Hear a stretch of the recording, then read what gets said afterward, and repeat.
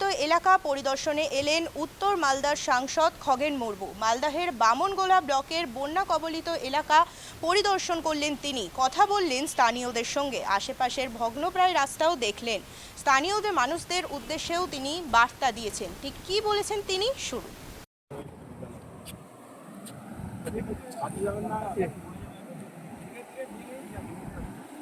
এতটা তো ছিল না, ওই গাছটা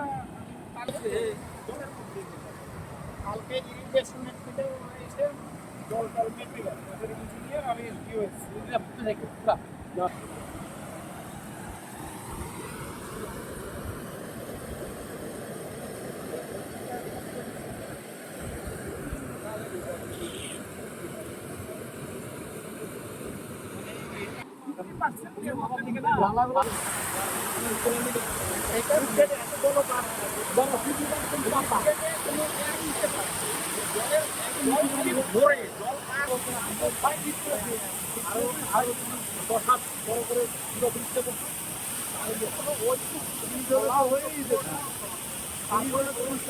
সকাল থেকেই চলছে আমাদের চাঁদপুর অঞ্চলের বিভিন্ন জায়গাতে, যেখানে যেখানে এই যে জলের যে আজকে বন্যা, জলের সুর, এই যে বন্যাতে বহু এলাকা প্লাবিত হয়েছে, আমাদের চাষের জমি সমস্ত বন্যায় জলমগ্ন অবস্থায়, সমস্ত জমিগুলো আজকে ফসল নষ্ট হয়েছে।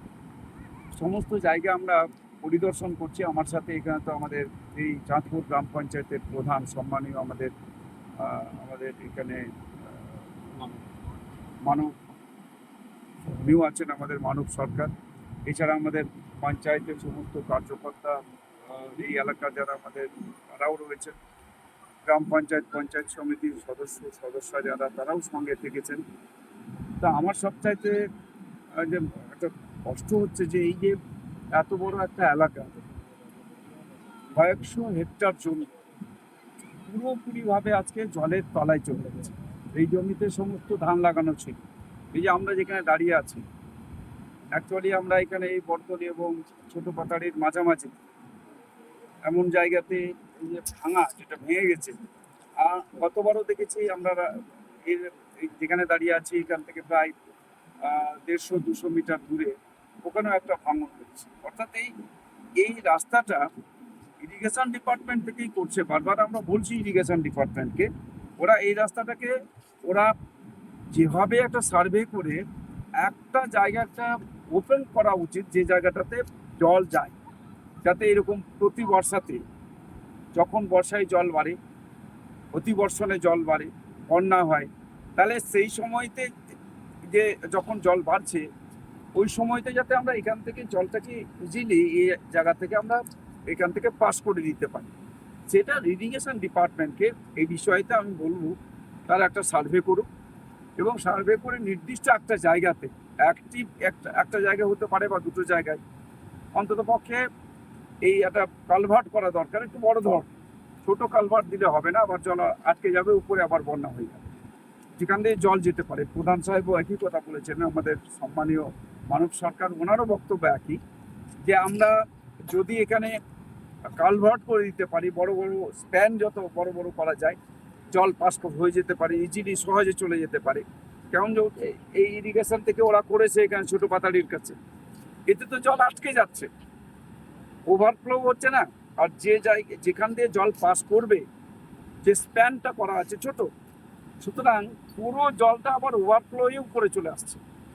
এখানে যেটা দেখা যাচ্ছে, এখনো আমরা দেখছি উপরের স্তর আর নিচে, আমরা যেখানে দাঁড়িয়ে আছি প্রায় এখনো আমার তো মনে হয় 3 ফিট উপরে এদিকে আছে, বাঁ দিকে 3 ফিট উপরে আছে, এদিকে 3 ফিট নিচে।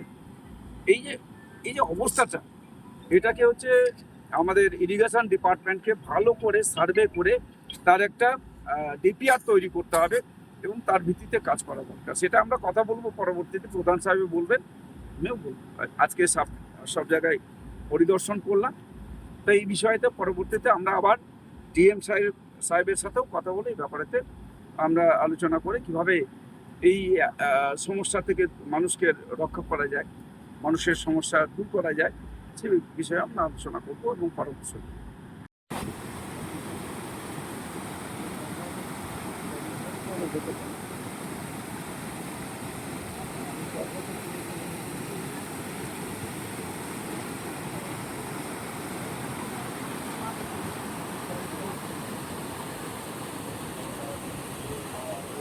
ওই যে কালকাটে আমরা বাংলা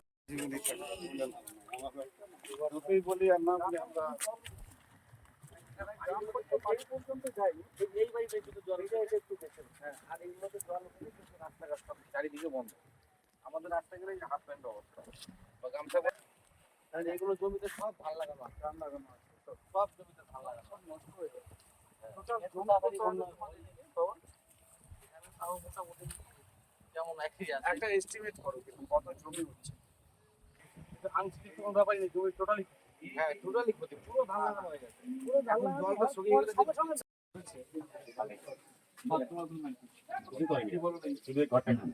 জলের ব্যবস্থা আছে এই যে জলটা আছে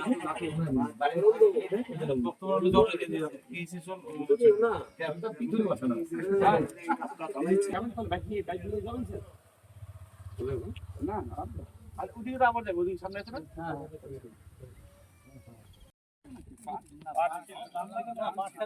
এগুলো যা দেখছেন আনলাকি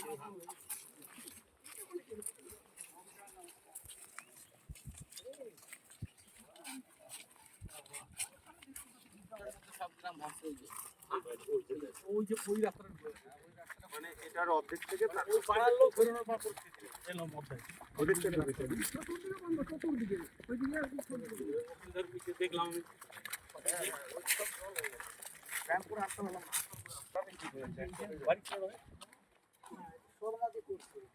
কোনটা করতে চাইছিল আর যাইতে হবে না দেখলে দেখি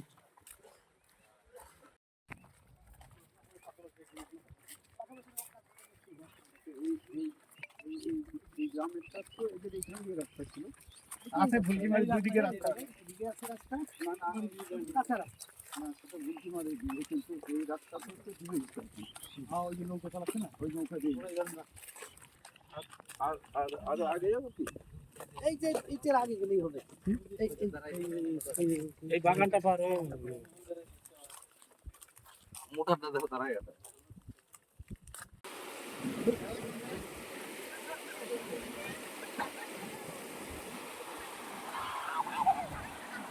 মিডিলে জল কতটা রে জল কতটা